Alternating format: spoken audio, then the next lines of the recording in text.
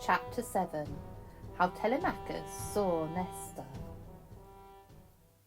At sunrise the ship came to Pylos, which was on the west coast of the island of Pelops. Here Nestor was king. He was the oldest man in the world. He'd ruled over 3 generations of men, that is, for 90 years and more, and he was still hearty and strong. Now, it so happened that on this day the people were offering a sacrifice to the god of the sea, whose name was Poseidon. There were 9 companies of men, and in each there was 500, and each 500 sacrificed 9 bulls. They had finished the sacrifice and were beginning the feast, for there was always a feast after the sacrifice, when Telemachus and his men moored the ship on the shore and landed. Then said Athena to the young men, "Go and speak to the old King Nestor. There is no need for you to be ashamed. You have come to get news of your father, if such can be got. Go boldly, therefore, and ask him if he can tell you anything." But Telemachus said, "How can I speak to him, for I am young and ignorant?" "Nay," said the goddess, "think of something yourself, and the gods will put what you may be wanting into your mouth." So she led the way, being as before in the shape of Mentor, to where Nestor sat with his sons and a great company about him, ready to begin the feast.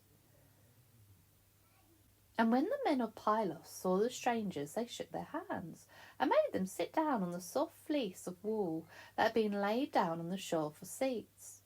And Nestor's youngest son brought them some of the best of the flesh and wine in a golden cup. The cup he gave first to Mentor, judging him to be the elder of the two, and saying to him, "Pray now to the god of the sea, and pour some of the wine as an offering.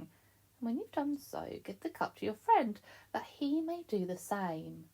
So Mentor took the cup and prayed to the god of the sea, saying, "Give renown to Nestor and his sons, and make such a return to the men of Pylos as in their due for a great sacrifice, and grant to us that we may accomplish that for which we have come hither." And when he said these words, he poured out some of the wine on the sand, and then he passed the cup to Telemachus. He also said the same words and poured out some of the wine. When they had eaten and drunk as much as desired, Nestor said to them, "Strangers, who are you, and what is your business? Are you traders that sail over the seas to buy and sell in foreign lands, or are you pirates?" Telemachus answered, Athena putting into his heart what he should say, "We come from Ithaca. We are neither traders nor pirates. I seek for news of my father, who in time past fought by your side and helped you to take the city of Troy. Now we know about all the other chiefs who fought against Troy, how some came safe to their homes and some perished.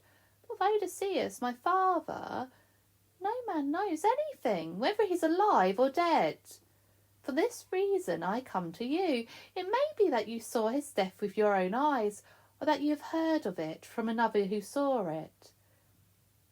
Speak no smooth words, I pray you, for pity's sake, but tell me plainly what you have seen or heard." Nestor answered, "Ah, me, you bring back to my mind old things, old troubles, that we bore when we fought against the great city of Priam, where the best of us were slain. There lies the mighty Ajax, Ajax of the great shield, which no one but he could carry. There also lies Achilles, the greatest of all Greeks. No one was so swift of foot as he, and he had a spear which no one but he could throw. There also lies my own dear son, Antilochus. But who would tell the tale of all that we have suffered? For 9 years we fought against the city. Your father was always the wisest of us. No man gave such counsel as did he, and truly you are like him when you speak. I seem to be hearing him. But now I'll tell you what I know. When at last, in the 10th year, Troy was taken, then there was fresh trouble upon us, for there were some who were not just or prudent, and they made the gods angry by doing evil things. First there was a quarrel between Agamemnon and his brother Menelaus. Menelaus was going home without delay, but Agamemnon thought that the Greeks should stay a while and make a great sacrifice to Athena, for he feared she was angry with the people. So they called the people to an assembly, and there was much talking and disputing, some crying out one thing and some another.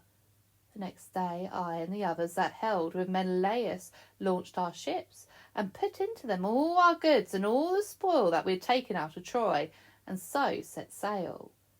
With us there was only one half of the people, and the others stayed behind with the king Agamemnon.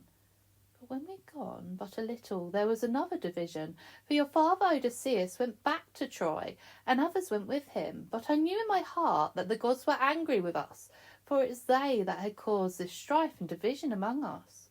So I went on my way, so did the brave Diomed, and so did Menelaus. Straight across the sea we sailed. On the 4th day Diomed came safely to his city of Argos, and I went into my own city of Pylos here, and reached it without suffering loss or harm. You see, therefore, that I cannot speak of my own knowledge as to what happened to the other chiefs, but I will tell you all the news that I have heard here since then. The people of Achilles came safe to their home, his son leading them. And Pylacus came safe, and Agamemnon came safe. But alas, a wicked woman slew him. But as for Odysseus, I have told you all that I know. Then said Telemachus, Tell me now about Menelaus. Did he also come safely to his home? Nestor answered, Yes, he too came safely, but after a long time. He and I sailed together across the sea, and came without loss to a certain cape which is near to the city of Athens. There his pilot died, and he could not but stay a while, though he greatly wished to get home. For the man was dear to him, and he must needs give him an honourable burial. But when he had done this and had set sail again, a great storm arose, and his fleet was divided. Some of the ships were driven ashore on the island of Crete and were wrecked, and the men barely escaping with their lives. As for Menelaus, he was driven eastward by the wind to Egypt. He and 5 ships with him, 5 ships out of 60, you must know, for he had 60 ships when he came to Troy.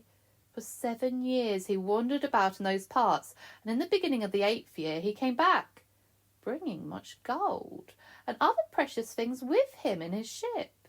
And now, my son, my advice to you is this. Do not wander about looking for your father. You will only waste your goods by doing so.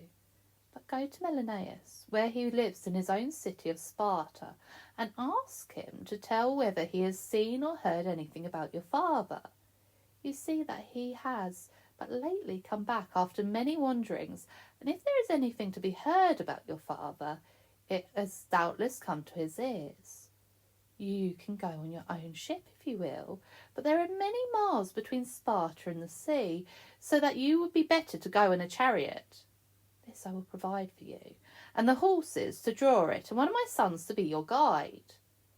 By this time it was near to sunset, and Mentor said to Telemachus, Come now, let us go back to our ship, where we may sleep there. But Nestor, when he heard this, said, Not so, my friends, the gods forbid that you should sleep in your ship when my house is near at hand. I am no needy man who cannot find rugs and mats and clothing enough for my guests, that they may lay soft and warm. No, I have enough of these. Never shall the son of my old friend Odysseus sleep on the deck of his ship, while I have my hall, or while my son after me shall have a hall in which to shelter him. The Mentor spoke. This is well said, my father. Telemachus shall sleep in your house, and I will go back to the ship and cheer the men, for they will wish to know how their young master has fared. Besides, I have business on hand, which I must do a debt, among other things, which I must needs collect, for it's large, and it has been a long time owing. When he finished speaking, the man Mentor, for such they thought him to be, was changed into the shape of an eagle of the sea, in the sight of all the company, and they were astonished to see it. And old Nestor took Telemachus by the hand and said, Truly, you are no weakling, for I see that young as you are, you have the gods to favour you. This is none other than Athena. She is always helping your father when he was at Troy. When the old man led the company to his house and bade them sit down, and he mixed them a bowl of old wine, and the wine was 11 years old, and he shredded on it goat's milk cheese, and sprinkled also barley meal. When they'd drunk as much as they desired, they lay down to sleep. Telemachus slept on a bed beneath the gallery of the house, and Nestor's youngest son slept on a bed close by, to take care that he should not suffer any harm. The next day, as soon as it was light, Nestor arose and called his sons. One he sent to fetch a heifer from the plain, and another he told to go to the ship and bring all the crew up to the palace, leaving 2 only to take care of it. And a third fetched the goldsmith, that he might gild the horns of the heifer. Meanwhile the maids made everything ready for a feast, so Nestor sacrificed the heifer, and the company feasted on the flesh. As for Telemachus, he sat by Nestor's side, and he had put on a handsome tunic and a mantle over the tunic which Nestor's youngest daughter had made ready for him. When they finished their meal, Nestor said, "Harness the horses to the chariot and let Telemachus start on the journey." So they harnessed the horses, and the housekeeper put food and wine, such as princes eat and drink, into the chariot. And Nestor's youngest son took the reins in his hand, and Telemachus rode with him. That day they travelled as far as the town of Pherae, where they stopped for the night with the king of the place. And the next day they came to Sparta, where Menelaus lived.